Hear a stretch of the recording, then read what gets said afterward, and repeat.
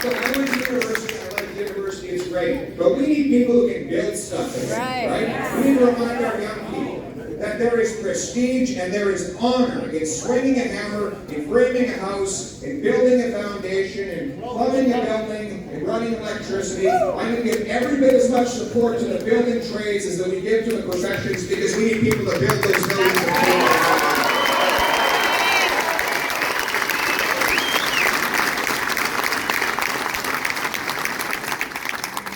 Even though housing is going to be affordable when I'm Prime Minister, you're still going to need a bigger paycheck. Bring home more of what you earn. Right now, work doesn't pay off. We punish work in this country. Think about this. It's called the marginal effective tax rate. That's what the economists call the amount of money you lose on every extra dollar you earn. Marginal effective tax rate, or meter, M-E-T-R, meter. You've heard of a parking meter, which charges you when you park. A work meter charges you when you work. You're a single mom with 3 kids, earning 60 grand, and you decide to earn another dollar. You lose 80 cents of that dollar, because your child benefit is clawed back, you pay more income tax, payroll tax, gas tax, and carbon tax to get to work. So you lose 80 cents of the dollar. Your hourly wage is $25, you lose 20. So you're making $5 an hour. Who can be expected to work an extra hour for $5 below minimum wage? Our system punishes work in this country. You know, why would people work? That's why we have a labor shortage, because we're punishing people for doing the right thing. We need people to bring home more of their paycheck. And that is why a Poilievre government will use some of the savings that I will generate by slashing waste in government to reduce the clawbacks and the taxes, so that we make work pay. And in fact, let's make Canada that works for the people that work.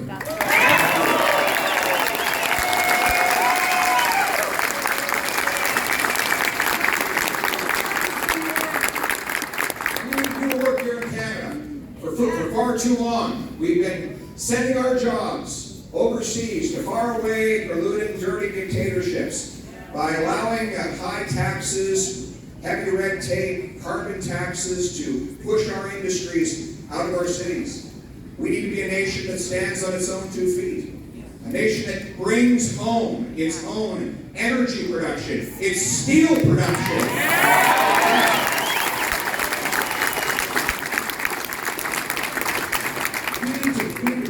Ourselves on our own land. We have the resources. Think about it. Right now we're bringing 130,000 barrels of overseas oil from dirty dictatorships every single day, even though we have the 3rd biggest supply of oil right here on planet Earth. And your local NDP member of parliament opposes pipelines that would be made with steel. Can you imagine a Hamilton member of parliament opposing steel for our pipelines? That's how backwards it has gotten, right? Instead, they all favor sending our jobs and our money abroad. A Poilievre government will repeal the energy laws so that we can build Canadian pipelines to take Canadian energy to Canadian customers.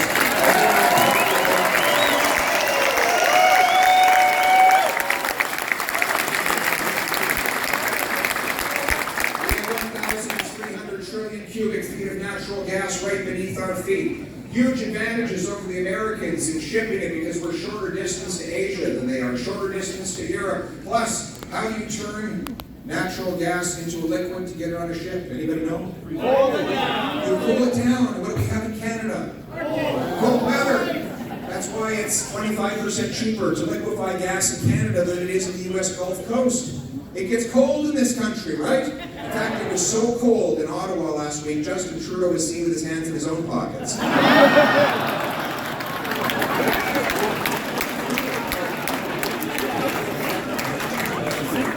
He hit 15 natural gas liquefaction projects on his desk when he became Prime Minister. 0 have been approved. What does that mean? It means they burn more dirty coal to power their electricity in Asia. It means that Europe has to rely on Putin for its energy. He can fund his war by using his energy monopoly, one that we could be breaking. So here's the plan. A Poilievre government will approve the construction of natural gas export terminals on the east coast and the west coast. So that we can get absolutely.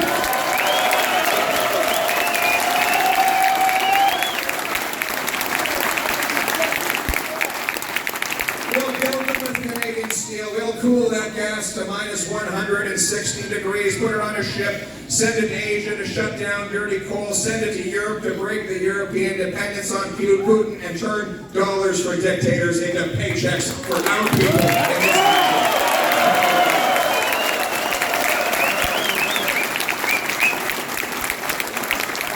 We're going to bring it home. We're going to bring home our jobs. We're going to bring home our industry, bring home our money, and look out for our own people in this country for a change, right? Stop sending our money abroad to foreign interests that act against the Canadian people. Right?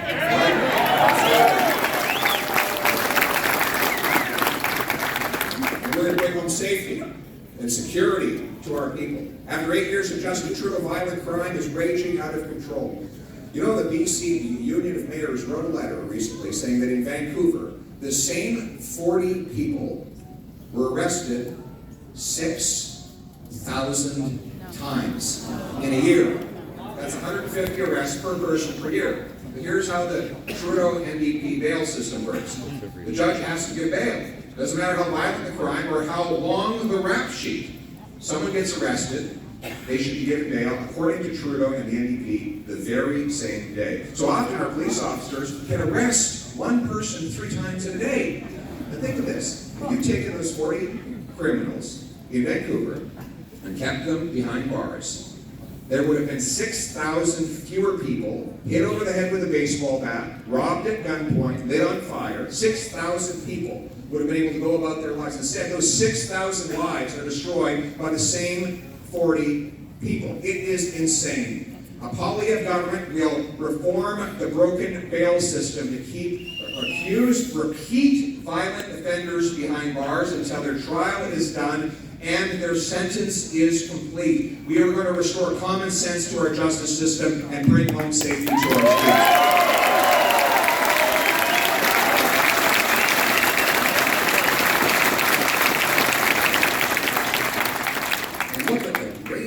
Drug crisis we have across Canada.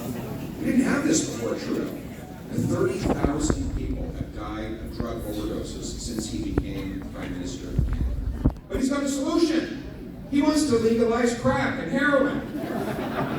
You know, just last week, his government, the federal government, granted a permit for a corporation to start producing and selling cocaine.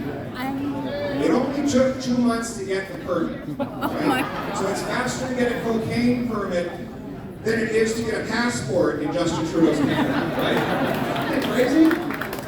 It's worse than that. They don't only want to legalize drugs, they're actually using tax dollars to provide the drugs free of charge, and they're using Vancouver as the test ground. Has anyone been to the Lower East Side of Vancouver lately? It has been turned into a living hell by the NDP and the Liberals, flooding the place with taxpayer-funded drugs. Now here's the theory. They say that if the government provides the heroin, they can remove all the toxins from it and make it safe. That's what they say. They call it a safe supply. That's what they say. But here's what happens. They actually distribute something called hydromorphone. And the drug addicts use that. The problem is, it's not strong enough because it only gets them high enough the first month or so. After a while, their tolerance builds up. So what do? They sell on the streets those drugs to young people, sometimes to children, so they can make enough money to buy heroin. And when heroin is no longer strong enough, they buy fentanyl, which is 100 times stronger. It can stop your lungs like that. It is lethal and it is deadly.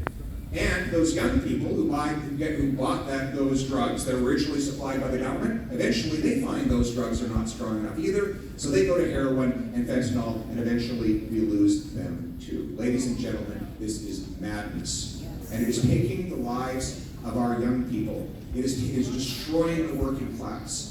We know how it all started too. Powerful, big pharmaceutical companies lied. They lied. They told our drug agencies in North America that their drugs were not addictive and that they were not lethal. And then they literally paid bonuses to the distributors of those drugs for the number of overdoses they could cause. McKinsey Justin Trudeau's favorite consulting firm, whom he gave $100 million of contracts, actually wrote a strategy to turbocharge the sales of these drugs. And they preyed on working class people. People who lost their jobs and lost hope went to their doctor with a sore back, and they were given these drugs. And found that it not only helped with the sore back, but helped with the way they were feeling about life. And they got more and more addicted until they overdosed and died. These drug companies knew exactly what they were doing. In the 90s, we sued the tobacco companies for the costs they put on our healthcare system. Now what we must do in Canada is what they've done in the United States. We need to sue these big pharmaceutical companies to make them pay the full price of the treatment and recovery.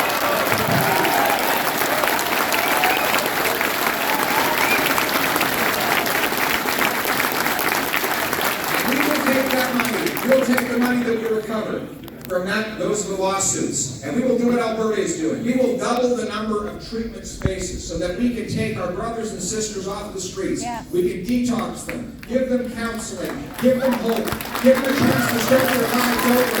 We can do it. We can take our brothers and sisters from this pandemic and turn it to a victory.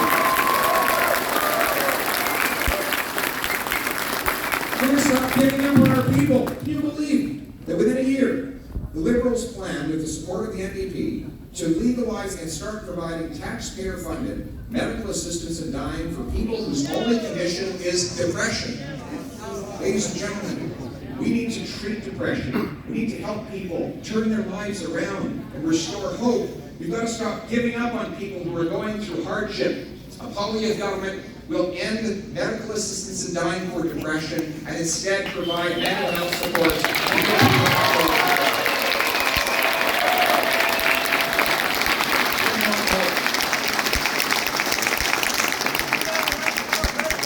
The big government agenda of the NDP and Liberals has to make people feel small so that the state can be big.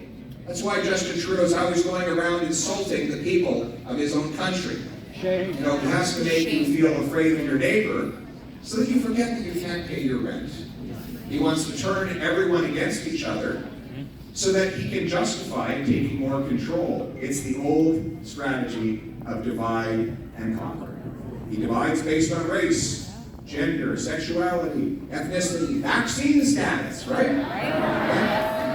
Don't worry, give him another 6 months. He will have found a new excuse to divide Canadians against each other. And then he uses that to increase the power of the state to control the people, right? Basically, the idea is that you can't be trusted to come up with your own thoughts, so he needs to control the internet with Bill C-11, the censorship law, right? His woke supporters at university campuses try to shut down freedom of speech among our students, right? They drove Jordan Peterson out of the University of Toronto, right? And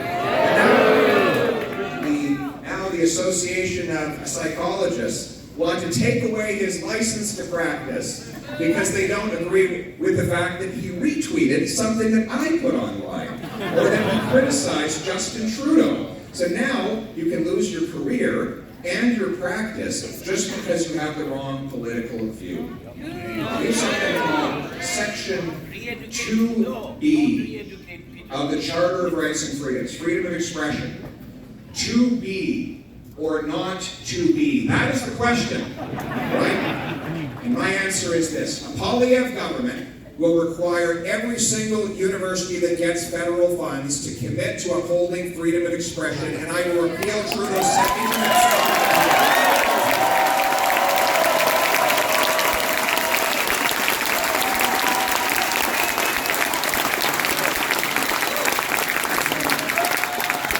We're going to bring home freedom to this country, aren't we?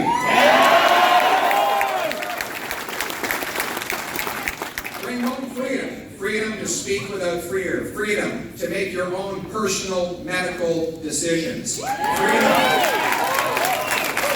Now, the whole basis of the woke, left-wing, NDP liberal ideology is that they're smarter and better than everyone else, right? Yeah. That there's this group of aristocrats who just know better, and that's why they can take away your money and spend it for you. They believe that they need to ban your hunting rifle. Somehow that's going to make us all safer. They believe that if you ban the hunting rifle of the First Nations hunter in Nunavut, that you're somehow going to make it safer in downtown Toronto, right? They believe that they should be able to control what you think and what you see and what you say because they just know better than everybody else. They're smarter than everybody else. You know, the greatest and most brilliant politician of the 20th century, of course, was Winston Churchill, right? He wrote 58, they're trying to cancel him now too. He wrote 58 volumes of Nobel Prize winning literature. He predicted the dangers of communism and fascism before anyone else. He invented the battle tank. He even actually predicted the existence of smartphones back in the early 1930s. That's how brilliant he was. But you know what? He never thought he was smarter than the common man and the common woman. And that's why he actually became a bricklayer in his spare time. Because he believed the common people who did the real work of the nation were actually the wisest of all. He respected and honored them more than the bureaucracy. He could walk with kings without losing his common touch. One of my favorite stories of him actually was in the Second World War. After the German Luftwaffe, the Air Force, had once again flattened another London neighborhood, pounded it from the skies. He would go out into the streets and talk with the people and hear their stories, understand how they survived it all. One day, he happened upon a little old lady who had fearlessly gone out to get her groceries despite the airplanes above her. She was trapped under rubble. So he helped scrape away that rubble and all the dust and helped her to her feet. And she looked him in the eyes and said, "Thank you." And as she was helped off, he stood in silence.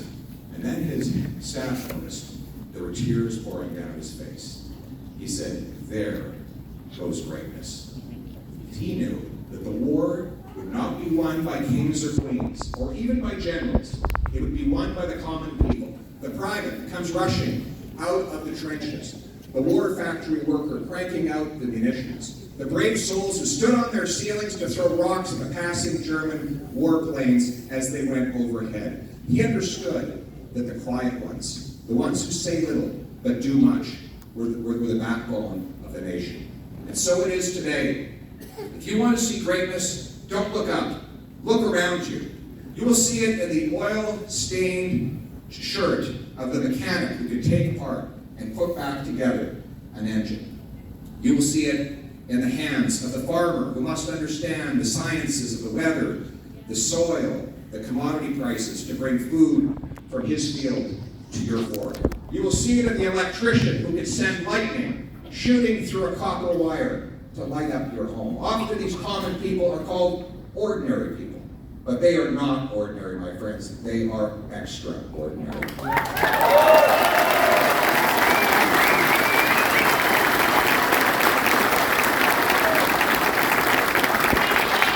That waitress that can serve 15 tough customers at the same time and be on her feet all day, to have enough energy when she gets home to help her son with math homework, and yet pay all her bills on a minimum wage salary. She is not ordinary, she is extraordinary.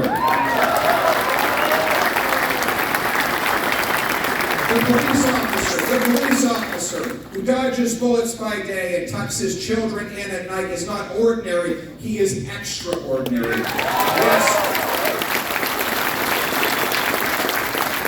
That is the goodness, the greatness, and even the genius of the common people, the common sense of the common people, striving for the purpose of their common home.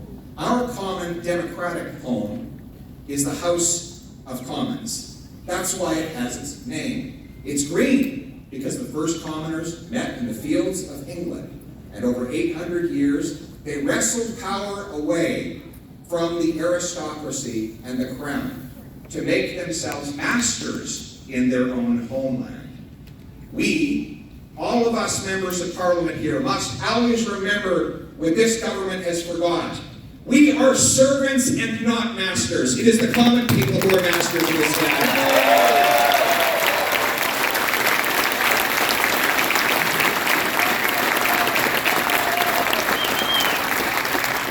We must bring home their common sense. Make common sense common again here in Canada, right? This is our home. This is your home. Let us bring it home. In the words of the great Canadian Prime Minister, John Diefenbaker, I'm a Canadian, a free Canadian, free to speak without fear, free to stand for what I think right, free to oppose what I believe wrong, free to worship God in my own way, free to choose those who